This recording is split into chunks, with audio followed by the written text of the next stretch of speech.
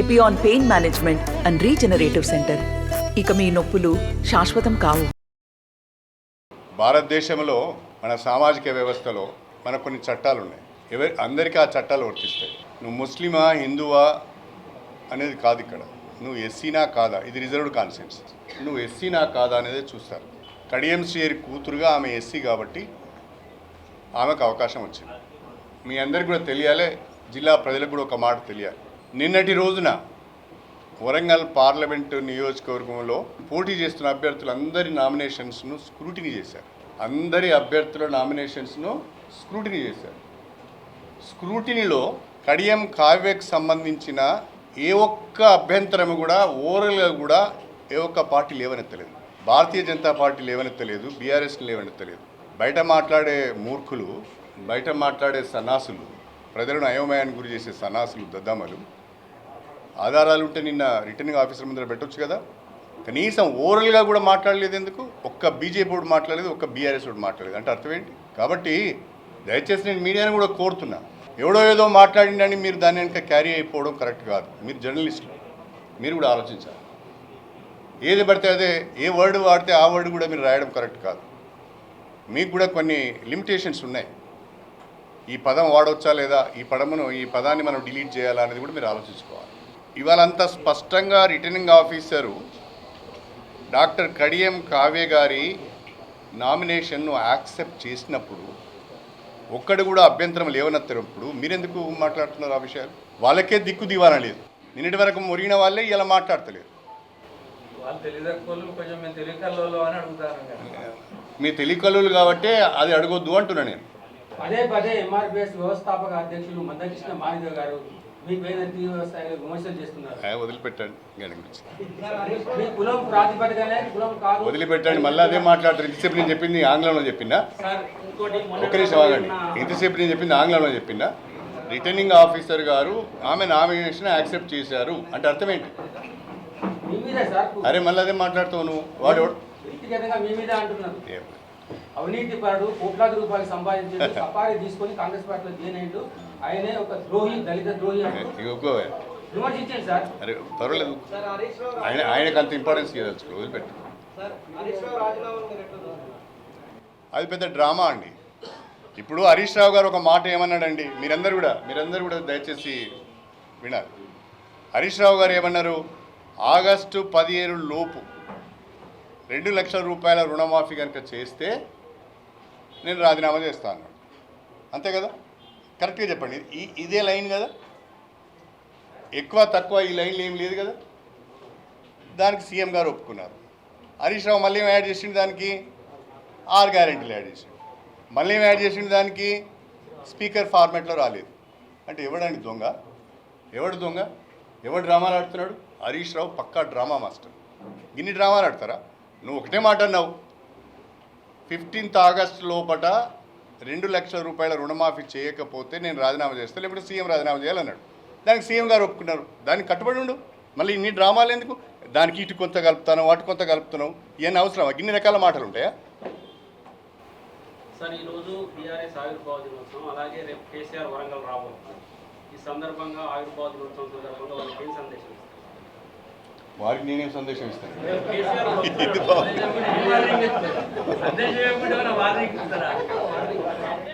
నేను వార్నింగ్ ఇయ్యాను, సందేశం ఇయ్యాను. కాకపోతే బీఆర్ఎస్ బ్రతకాలంటే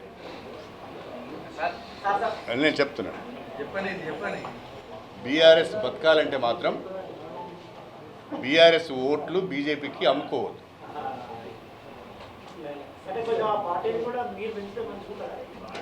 వాళ్ళు పెంచుకోవాలి, నేనేం పెంచుతాను? ఇప్పుడు పెద్ద ఉపన్యాసాలు ఇస్తారు బంగ్లాలు ఎక్కి. ఎన్నికలకు 2-3 రోజుల ముందు అమ్ముడు పోతారేమో అనేది నా భయం. ఎవరు ఉపన్యాసాలు ఇచ్చేటోళ్ళు? ఓటర్లు కాదు. ఎంఆర్పిఎస్ అధ్యక్షులు మందకృష్ణ మాట్లాడడం కులం గురించి తప్పు. ఇదే రేవంత్ రెడ్డి గారు టీడీపీలో ఉన్నప్పుడు ఒక కమిషన్ వేయాలి కడియం శ్రీహరి గారి కులం మీద అని ఆయన నేరుగా చెప్పాను మీ మీద. నేను ఒక మాట అంటున్నానండి, మీరేమనుకో.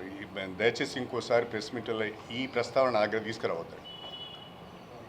ఎందుకంటే మీకు ఏమాత్రం అనుమానం లేకుండా అన్నీ కూడా చట్ట ప్రకారంగా నామినేషన్ యాక్సెప్ట్ అయిన తర్వాత వాడెవడో మాట్లాడినని మీరు నా దగ్గర మాట్లాడొద్దు, నేను ఆన్సర్ చేయను ఇక ముందు. కానీ ఒక్క మాట చెప్పాలనుకుంటున్నాను, వినండి. ఇవాళ మందకృష్ణ భారతీయ జనతా పార్టీ ప్రచారకునిగా, ఆర్ఎస్ఎస్ ప్రచారకుగా పనిచేస్తాను. ఫైన్, నాకేం అభ్యంతరం లేదు.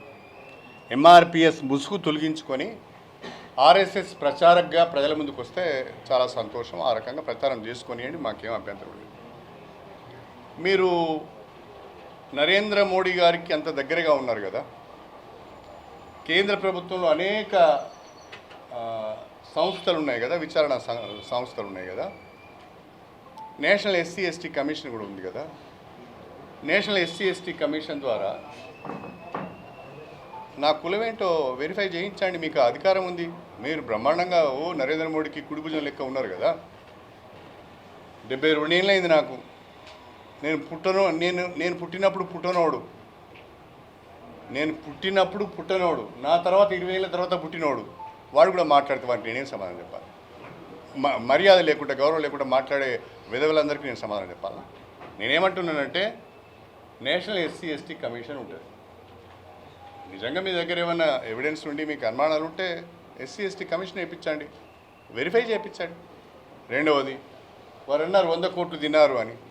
మీ చేతిలో ఈడీ ఉన్నది, మీ చేతిలో సిబిఐ ఉన్నది, మీ చేతిలో ఇన్కమ్ ట్యాక్స్ ఉన్నది, కేంద్ర నిఘా సంస్థలని మీ చేతిలో ఉన్నాయి. 100 కోట్లు నా దగ్గర వెలికి తీస్తే మొత్తం ప్రతి పైసా వాడు నరేంద్ర మోడీ అన్నాడు, మొత్తం నల్లధనాన్ని తీసుకొచ్చి ఇంటికి 15 లక్షల రూపాయలు పంచుతా అన్నాడు. నా 100 కోట్లు కనుక వెలికి తీస్తే నేను మొత్తం నా ఉమ్మడి వరంగల్ జిల్లా దళితులకు పంచుతా. తీమనండి మందకృష్ణ, మాది గారికి న్యాయం చేసినట్టుంటుంది. ఈ విధవ మాటలండి ఎందుకు, ఆ పని చేయమనండి.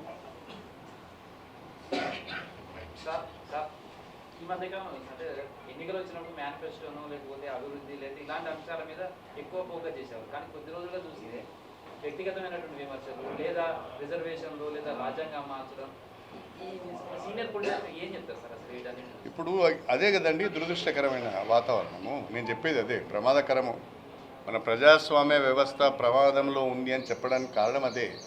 విధానాలపైన మాట్లాడతలేరు, అభివృద్ధిపైన మాట్లాడతలేరు, వ్యక్తిగత విమర్శలకు దిగుతున్నారు, వ్యక్తిగత క్యారెక్టర్ను డ్యామేజ్ చేసే ప్రయత్నం చేస్తున్నారు, ప్రతిష్టను దెబ్బతీసే ప్రయత్నం చేస్తున్నారు. అంతే తప్ప మేము ఇది చేస్తాం, ఇది చేస్తాం, ఇది చేస్తాం అని చెప్తలేరు కదా. దాన్ని బట్టి మీరు అర్థం చేసుకోవాలి. ఇప్పుడు నా పరిస్థితి ఆడికి వచ్చింది. ఇప్పుడు కేకే కోపం రావచ్చు, లేకుంటే ఈ తమ్ముని కూడా కోపం రావచ్చు. నేను వివరణ ఇచ్చుకోవాల్సిన అవసరం వస్తుంది. నేను అఫెన్స్లో పోయి వాళ్ళని అటాక్ చేస్తలేను కదా. వాళ్ళు మాట్లాడిన దానికి వివరణ ఇచ్చుకోవాల్సి వస్తుంది. ఆ పరిస్థితి రావద్దు కదా. నేనేమంటున్నా, స్ట్రేట్గా కేంద్రంలో బీజేపీ ఉన్నది, అన్ని రకాల విచారణ నిఘా సంస్థలు మీ చేతిలో ఉన్నాయి, చేయించుకోండి. Once for all issue solve అవుతుంది కదా. Once for all issue solve అవుతుంది కదా. అది చేత కాదు. ఇది ఒట్టిగా నోటి దుల మాట్లాడుకుంటూ తిరగాలి. ఎవడు పట్టించుకున్నాడండి? ఎవడైనా పట్టించుకుంటాడా? ఎవడైనా పట్టించుకుంటే ఎంఆర్పిఎస్ 10 చీలికలు అవుతుంది. అది మీరు ఆయనని అడగాలి, నన్ను అడుగుతున్నారు. ఆయనను అడగాలి మీరు, నువ్వు ఏం మాట్లాడుతున్నావా? మరి ఇన్ని రోజులు సామాజిక ఉద్యమం అంటే ఏంటండి? సామాజిక ఉద్యమానికి నాయకత్వం వహించాడు. సామాజిక ఉద్యమం అంటే ఏంది? అందరూ బాగుండాలనేది సామాజిక ఉద్యమం. అన్ని మతాలు, అన్ని కులాలు గౌరవంగా బ్రతకాలనేది కదా సామాజిక ఉద్యమం. మరి ఆడపోయింది ఆ సామాజిక ఉద్యమ నేపథ్యం, ఏడపోయింది ఆ సామాజిక ఉద్యమం యొక్క లక్షణం. పూర్తిగా ఆర్ఎస్ఎస్ వాళ్ళు కూడా నా మీద దాడి చేస్తలేరండి. ఆర్ఎస్ఎస్ వాళ్ళు కూడా నన్ను అంటలేరు. మందకృష్ణ మాట్లాడుతున్నాడు, ఎవరిని పాపాన వాడిపోతాడు. నేను చెప్తున్నా, అలా గుర్తుపెట్టుకోండి. ఎన్నికల తర్వాత వరంగల్ పార్లమెంట్ నుంచి కడియం కావ్య ప్రజల ఆశీర్వాదంతో గెలుస్తుంది. మళ్ళీ ఇదే మందకృష్ణ నా దగ్గరికి వచ్చి పొరపాటు అయింది అన్నా అని చెప్పి క్షమాపణ కోరకపోతే నన్ను అడగండి మీరు. ఫోన్ ట్యాపింగ్ వ్యవహారంలో కూడా అసలు ఫోన్ ట్యాపింగ్ అనేది నిఘా వ్యవస్థలో ఒక భాగం, కామన్ అట్లాంటి కామన్ అని చెప్పి కూడా కేసీఆర్ మాట్లాడారు. పోలీసులు చేసే వ్యవస్థ ఎవరిని బలి చేసిండండి? కేసీఆర్ గారు ఇప్పుడు ఎవరిని బలి? వినండి. కేసీఆర్ గారు ఆ మాట మాట్లాడి ఎవరిని బలి చేసిండండి? కేసీఆర్ ఆ మాట మాట్లాడి ఎవరిని బలి చేసిండండి? ఇప్పుడు దాంట్లో పనిచేస్తున్న వాళ్ళంతా ఒక సామాజిక వర్గానికి చెందిన వాళ్ళండి. ఆయన పట్ల నమ్మకంతో పనిచేసిండు. ఇప్పుడు వాళ్ళందరినీ బలి చేసినట్టే కదా. ఎవరిని బలి చేసిండు ఆయన? ఈయన ఆదేశాలు లేకుంటేనే వాళ్ళు చేసిండు. ఒకవేళ చేసి ఉంటే చేసినా లేదన్నది వాళ్ళు చెప్పాలి విచారణలో. ఫోన్ ట్యాపింగ్ జరిగిందా లేదన్నది వాళ్ళు విచారణలో చెప్పాలి. ఒకవేళ జరిగి ఉంటే ఎవరు చేయిస్తారండి? మీరు కాదా? మీరు చెప్తే చేయకుంటే వేరే వాళ్ళు చెప్తే చేస్తారా? ఎందుకు అవన్నీ తప్పించుకునే డొంక తిరుగుడు మళ్ళీ దొంగ మాటలు? నమస్తే అండి. ఇది వ్యాపారం గురించి కాదు, ఓటు గురించి. ఎన్నికల్లో ఓటు వేయడం మన హక్కు మాత్రమే కాదు, కర్తవ్యం. ఎంతో మంది మహా నేతలు శ్రమించి ప్రాణత్యాగం చేసి ఈ అవకాశాన్ని మనకిప్పించారు. అందరూ ఓటు వేద్దాం. ఎందుకంటే ఓటు హక్కు ఊరికే రాదు. నా ఓటు ఎవరికో తెలుసా? అది సీక్రెట్ అండి.